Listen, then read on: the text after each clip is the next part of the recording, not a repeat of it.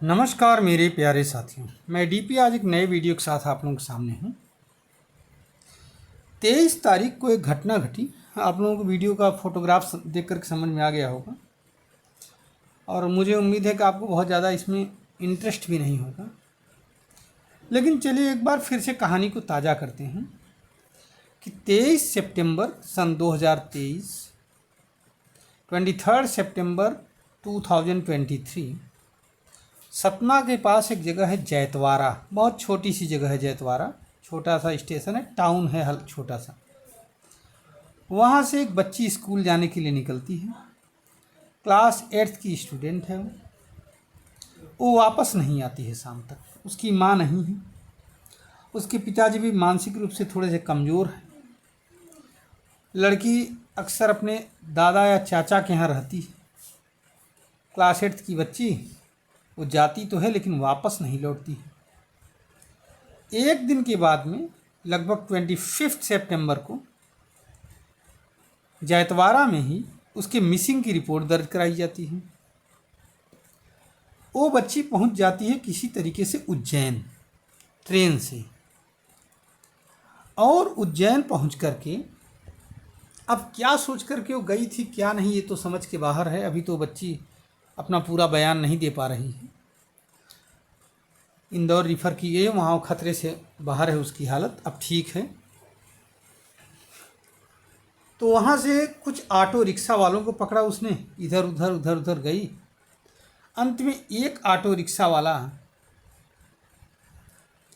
भरत सोनी नाम था, वो उसको लेकर के चला गया उज्जैन शहर से थोड़ा 7-8 किलोमीटर आगे, और वहाँ उसके साथ दुष्कर्म किया गया। अब उसके साथ कहानी एक दो और जुड़ती है कि वहाँ से वो किसी ऑटो रिक्शा में बैठ कर के आई, या कुछ लोग कहते हैं वहाँ से वो पैदल आई। जब वो लड़की बेहोश हो गई तो भरत सोनी उसको छोड़ के वहीं पर झाड़ियों में चला गया। थोड़ी देर बाद जब उस बच्ची को होश आया तो वो आई, और करीब 8 किलोमीटर वो अर्धनग्न अवस्था में पैदल आई। उसके कपड़े फटे हुए थे।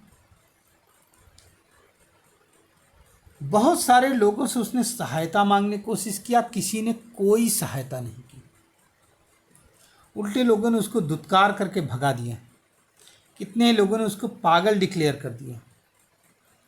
अंत में वो एक आश्रम के सामने पहुंची, दांडी आश्रम नाम है। तो वहाँ वो बेहोश हालत में गिर गई। तो आश्रम के ही एक पदाधिकारी आचार्य राहुल शर्मा की निगाह पड़ी। बच्ची को थोड़ा सा होश आया तो राहुल शर्मा जी ने सबसे पहले तो उसको पहनने के लिए अपना जो ऊपर कपड़ा ओढ़े हुए थे वहीं दे दिया। उसने कपड़ा पहना, फिर उससे उसको दलिया उलिया खिलाई। फिर जब उसको थोड़ा सा ताकत आई तो उससे पूछा बहुत सारी चीज़ें, वो बता नहीं पाई। जो भी भाषा वो बोल रही थी, देहाती भाषा बोल रही थी यहाँ की, सतना की, और चूँकि वो मानसिक हालत भी उसकी ठीक नहीं थी तो बोल नहीं पाई ठीक से। फिलहाल उन्होंने पुलिस थाने को रिपोर्ट किया, आचार्य राहुल शर्मा ने। फिर पुलिस थाने से पुलिस आई और वो उसको हॉस्पिटलाइज की, आदि प्रोसेस चला। अब वो जो ऑटो रिक्शा चालक जिसने इसके साथ दरिंदगी किया था, रेप किया था, वो पकड़ लिया गया है। भागने की कोशिश भी किया था तो उसको गोली वोली लग गई। सवाल यहाँ तक कहाँ, ये तो रही कहानी। ऐसे हजारों केस हम लोग देखते हैं, लेकिन पता नहीं क्या हो गया हमारे इस समाज को जो इस तरह के कृत्य करने के लिए उत्सुक हो जाता है। यहाँ कुछ ज्वलंत प्रश्न खड़े होते हैं, बहुत ज्वलंत। पहला तो यही है कि क्या हम हर आदमी को पागल ही समझ लेते हैं, हर आदमी को बेवकूफ़ ही समझ लेते हैं? किसी को हम कभी नीडी समझते हैं क्या? नहीं। सड़क पर एक्सीडेंट हुआ है, हमसे क्या मतलब है?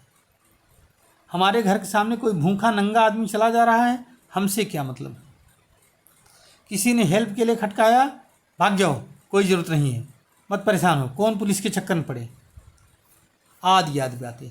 अच्छा कल्पना करिए अगर हमारे घर का वो सदस्य हो तो क्या हम उसको ऐसे दुत्कारेंगे?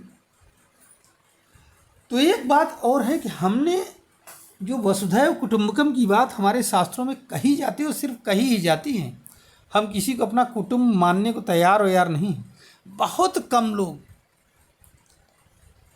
1000 में, अब जैसे वो 8 किलोमीटर तक बच्ची पैदल चली आई, तब एक आदमी, वो भी बहुत धार्मिक आदमी जिसका दिल पसीज गया, तो उसने वो कर दिया, सहायता दे दी। अन्यथा कौन सहायता देता उस बच्ची को? कोई नहीं। जवाब मिलेगा कोई नहीं। तो क्या हमारी भावनाएं मर गई हैं?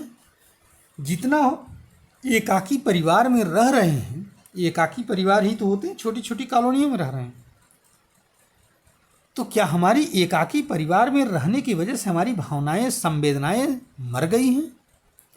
हम किसी आदमी को नीडी मान ही नहीं रहे हैं, सिर्फ हमारा ही अपना सब कुछ है। जब हमारे अपने फंस जाते हैं तब हमें समझ में आता है।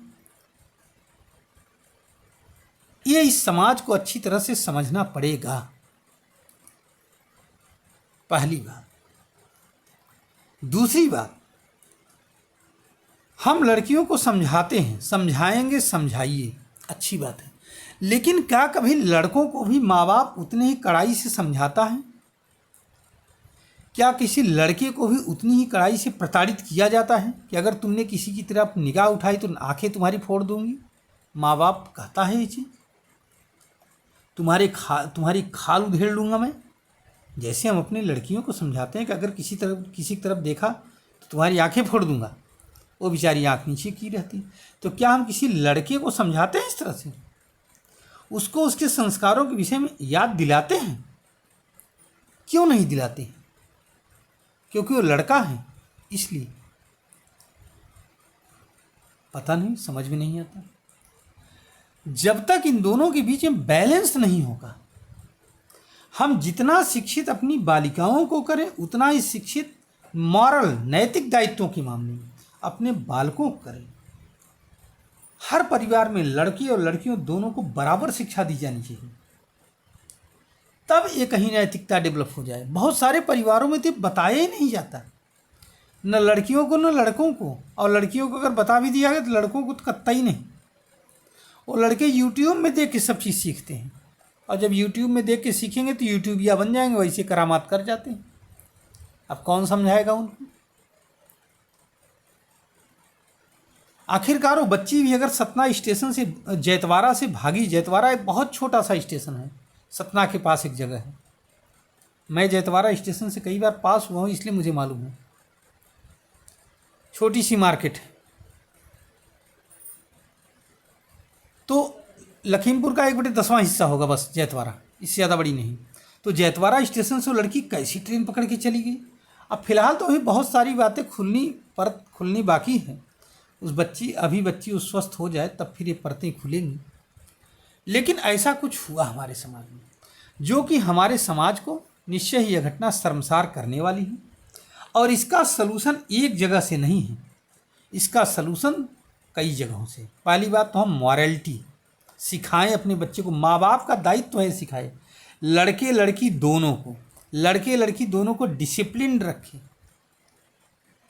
लड़के लड़की दोनों को बताया जाए कि सहायता कैसे की जाती है, कैसे ली जाती है।